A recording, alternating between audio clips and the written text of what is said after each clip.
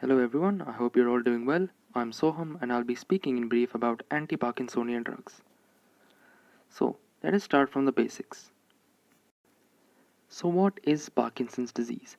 It is a progressive and degenerative disorder which mainly affects the older population.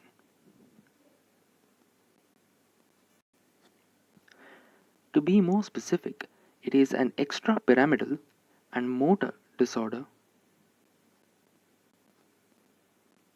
and it is characterized by three very classical features. So the classical manifestations of Parkinson's are namely rigidity, hypokinesia, and tremors. Now the basic pathology for Parkinson's disease lies in the substantia nigra.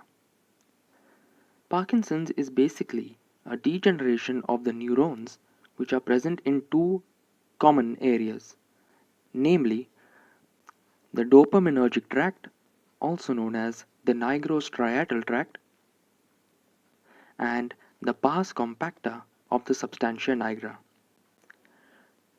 Both of these lead to deficiency of dopamine, which is the cornerstone of Parkinson's disease. In a normal neuron, tyrosine, an amino acid, is converted into L-dopa in the presence of an enzyme, tyrosine hydroxylase or TH. The L-dopa is further converted by dopa decarboxylase into dopamine, stored in synaptic vesicles and released on physiological stimulus. Now, let us see what happens to the excess dopamine when it is stored in the glial cells. It is converted by the enzyme monoamino oxidase B in the presence of ferrous ions into free radicals. This oxidation process, resulting in the release of free radicals, can lead to damage to the lipid membrane and the DNA of the neurons. This is one of the main reasons of neuronal damage.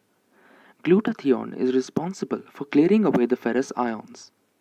However, what happens is, in old age, this protective mechanism can be lost.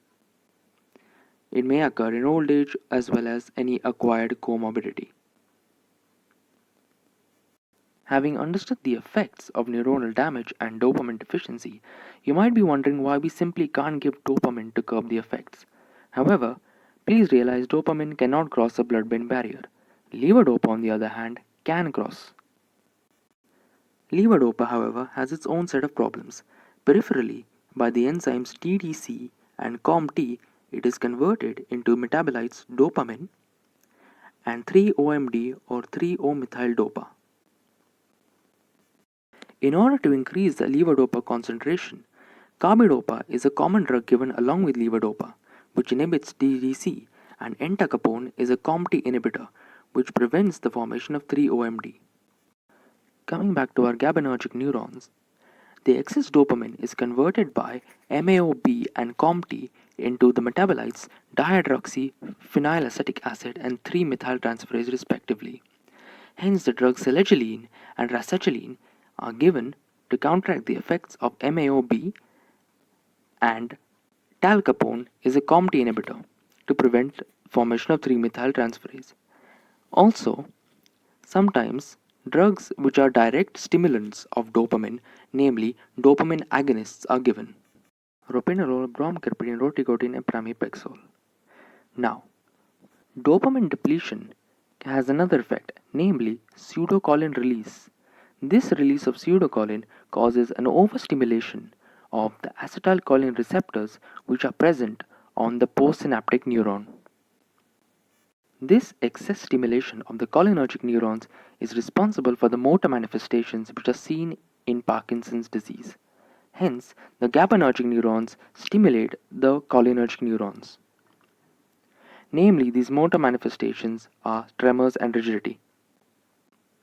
Hence, to counteract these side effects, another class of drugs, the antimuscarinic agents, have been introduced to prevent cholinergic overstimulation. These are benztropine, procyclidine, and trihexyphenidyl. Let us come to the side effects.